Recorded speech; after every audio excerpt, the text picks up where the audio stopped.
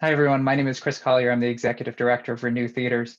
I'm really excited to be here to talk with Brett Miller, who provided the scoring and accompanying for these films. Unfortunately, we weren't able to do it live, but really happy to have new and original scores for these silent shorts. So very happy to have Brett here. Hey, Brett, how are you? Hey, thank you for inviting me. We've had you at the theater a handful of times, but for those of us who, for those of you who are watching who may not have been able to join one of our silent films, could you speak a little bit about how you got involved in silent accompanying and your experience as a film scorer and accompanist, just so people get to know you a little? Yeah, it's really, it's one of those questions I always get asked, and I go, I don't, it's one of those things you don't know how you got into, but it just kind of happened. I had a mutual friend, my friend's dad actually, who introduced me to a film accompanist out in New York, Ben Modell, and that was my introduction to learning how to score films. But I think it actually starts before that, if I remember correctly. I think I saw Phantom of the Opera at University of Pennsylvania, and it was at Irvine Auditorium. Just a beautiful space, and Phantom of the Opera. It's like, oh, this is great, and it was accompanied on the pipe organ, and I go, oh, that's cool. I want to do that. And one thing led to another, and next thing you know, I was learning how to score the films. Um, at like I think I was like 10 at the time. I was a lot younger, and I just took it from there and just kept on building onto it, really. And that it's really a short story, but that's kind of happened. I just did it, and it became basically what I've been doing for the past 8 or 9 years now. So really interesting way to do it, but yeah. So that's Do how you I got. know of, and you mentioned when you were much younger, and I think of you as still quite young and with a lot of wonderful experience ahead of you. And when I do think of film scoring, I think of many other, older and renowned performers. Are there other contemporaries or people that you've met who are in your age range who are doing this, or is it a rarity, do you feel? It's a rarity. If anyone knows of anyone, please please email me and tell me because I would love to like connect with them. Um, I really don't know any new people starting. I know Berkeley School of Music with film scoring, they do have to score, um, a film once a year and maybe a handful, but on organ or piano, just doing it, I don't know anyone. Hmm. Um, so it is definitely something that is starting to become a lost art, and it's kind of scary because it's like this is a really really interesting art form that needs to be preserved. Um, No pressure. yeah, it's Yeah. but yeah, I really don't know anyone else, which I hate to say it, but yeah, if Yeah. anyone knows anyone else, please tell me. Well, hopefully this reaches some other people and we'll make those connections. Yes. Obviously, theaters have been closed during the pandemic, which limits the live performance options. How have you been keeping busy during everything? Have you been doing other virtual programs, or what have you been up to? I Yes. At the beginning of the pandemic, I was like, I might as well take, I was performing a lot. I think the week that everything shut down, I was supposed to do something for Renew at the Garden, Yeah, doing, the day we closed. yeah. So, it literally came to a dead stop. And that was like, one of the four performances I was doing within like the next like 3 days. So I kind of went, you know what? I'll take a break. I was still in high school. I was just about to graduate. I'm like, let me just finish my schoolwork up and do that. And I think it hit me over the summer that I need to get back to this. Like I need to get back in art form.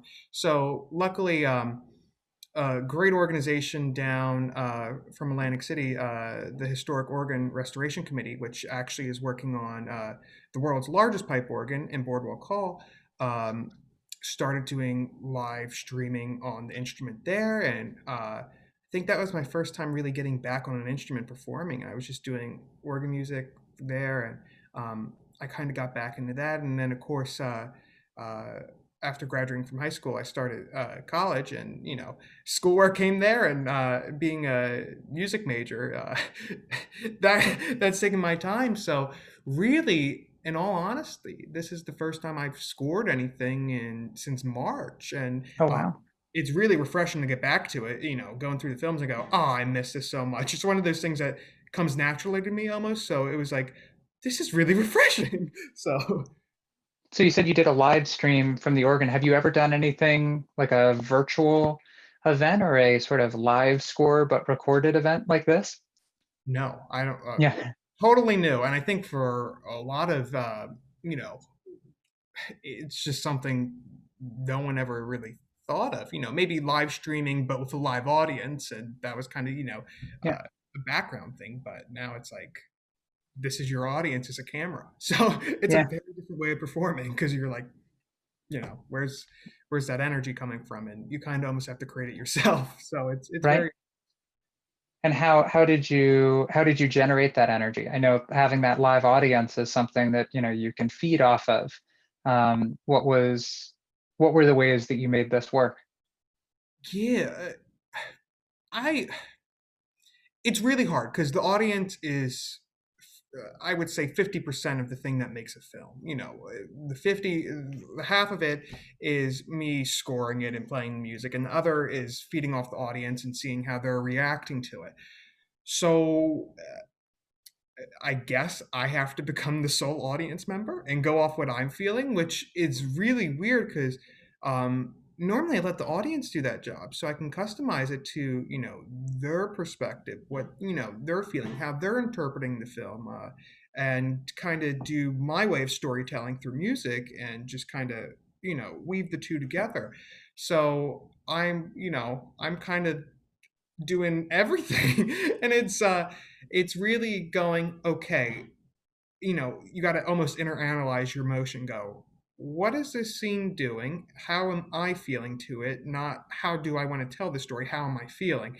And that's how you have to go over it. And a lot of times when I'm practicing I do that, but with a live audience, that's something I most look forward to, is seeing how are they going to react to it, how am I going to customize it for them. So um, it's been interesting. It's really been a learning curve, I can tell you that.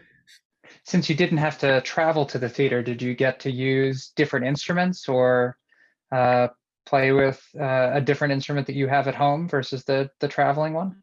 Yeah, well, the traveling one is actually my home instrument as well. I just keep it Okay. in my little studio downstairs. Um, but the good thing about recording a film is I may record it, each segment 3 or 4 times and pick which one I like best. So, I'm still working at it. And, maybe I recorded it a couple times now, but maybe in a week or so, I'll try to get to a different instrument, um, and see, how it plays different and see which one comes out the best. So I've been on the traveling instrument, which if you've been to any of my shows or if you don't know what it is, it's basically a portable organ that runs off of computer samples of a real instrument, and I use that as my practice instrument as well here. So, and I bring it to theater. So you know, it's it's been it's working well. It's doing it, but something different, and the real thing is always great. So maybe if I do have the chance in the next couple of weeks and finishing it, if I can get to the real thing and record it, that may be better. But for now, we're going by what coronavirus has given us. So you Yeah. know, Yeah. Now, the other programs that we've done have often been a single feature. Now, we've included a couple shorts, to open things, but this is, I think, the first fully shorts program that we've done together that I can think of. Can you talk about how different it is to score a variety of shorts and a lot of different styles and moods and feels as compared to a full narrative feature? yeah. And this is one of the first things I noticed when I got the list. And that is that each short has a different characteristic. If I were to do a feature film, it's more of a storytelling aspect, and I'm using a theme throughout to tell something. Here, I got to make sure every single short almost has a different feel to it.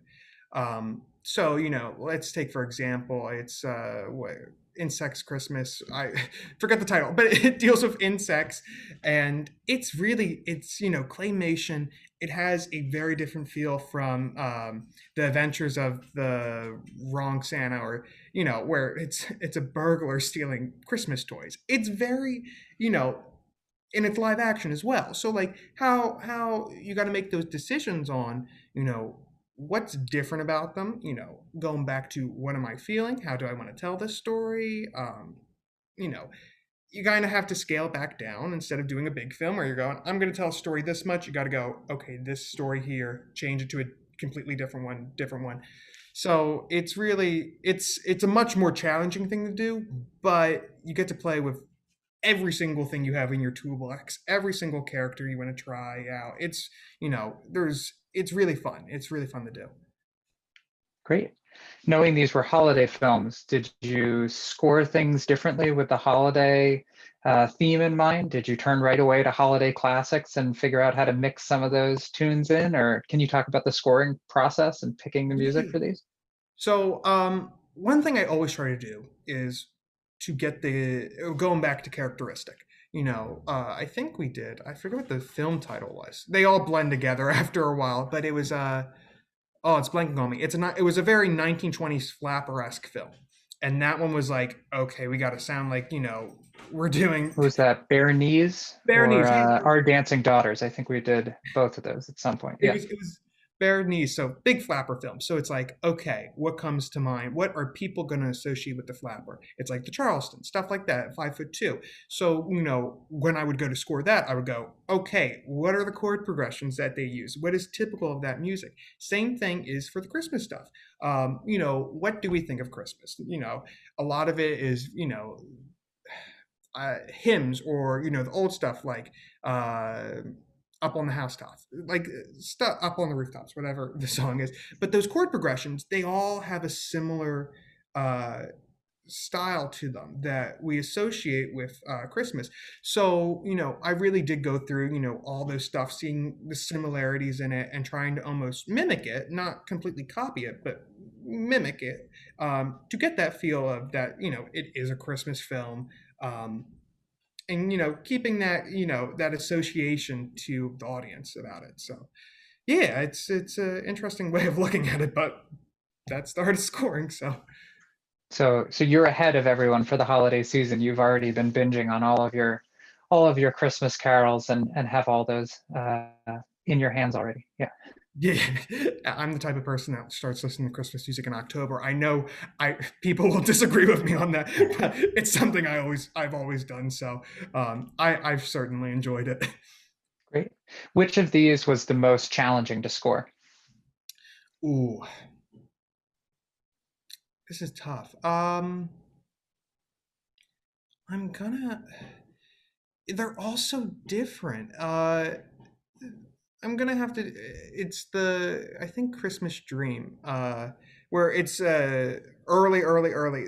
Most of the early stuff is very hard to do. I'm gonna just generalize it as that, because we got to remember that film progressed. From, because we have stuff from I think 1896 all the way to 1926. We have a very wide range. The earlier stuff I always find harder because there isn't as much as a plot. You're more of doing music in the background rather than storytelling. Um, so to get those films and to get, okay, what are they trying to tell? And you really kind of have to think hard, and then you got to go, okay, as an accompanist, how am I going to make it easier to say what are they trying to tell? So you kind of have to work a little bit harder.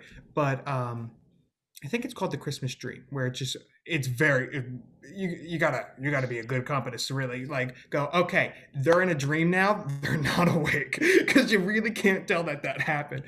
But as soon as you kind of figure out, okay, that's what it's trying to do, and as soon as it clicks, it comes together. But the early stuff is always a challenge to me personally, but you know, that's just how it is. So I think that is called the Christmas Dream. I'm sorry, I'm super bad with titles and stuff, especially when we have seven shorts. They all blend together. It's like the one with the insects. That's all right. That's all right. So I actually, this interview, I believe, is going to run at the end after Mhm. everyone's watched them. So people will know all the titles and we'll have all of this. Yeah, already seen. So that's good. Perfect. Um, that's really the questions I had. I did want to ask one question about anything upcoming, but did you want to make any other comments or thoughts about the films or the process in this? Yeah, the one thing that, and it's always with now in our age that everything is not, it's live, but it isn't. Um, and hopefully after the pandemic, when everything is back to normal, I would highly recommend coming to see one of these live in person. And I think I mentioned this that it's really an interactive experience to see these things, so I can interact with you, so the audience can interact with the film. So I would definitely keep that in everyone's mind to come back and see these when the theaters reopen. Not again, support your theaters, support the arts, and especially see one of these films live, because it's really an experience that it's just amazing. I would so recommend that. You probably hear my dog; he's listening too, and he's agreeing with me. So come see the movies live. Come to the theater, support the arts, and that's the real comment I have to make about that. Well, thank you for sharing that. We know that the movie theater industry is going to look a little differently on the other side of this, but feel that our theaters have a long future ahead, and especially in embracing the history of movies and special programs like these, we really look forward to having you back in the future and doing it when we're all together and can enjoy that interactive experience. Yes, Thank you yeah. for saying that. No, my pleasure. So do you have anything, if you wanted to plug any upcoming events or anything that you've got scheduled to share with people where they could find you again or any other events? I'm gonna be honest, not that I know of, just because No. I would All love right. I would love to plug something if I had it, but for the moment now, I don't think anything, just All because right. things. Well, if we put together another silent program, would you be interested in doing some more scoring? Definitely. I forgot how much I missed it, and then I finally got to do this, so I would absolutely love to do something else. Great. Well, we will definitely be in touch then. Brett, thank you so much for scoring these films and then taking this opportunity to chat. Thank you so much. I really enjoyed it. I hope everyone enjoyed these films and thanks for sticking around for this Q&A. Thank you.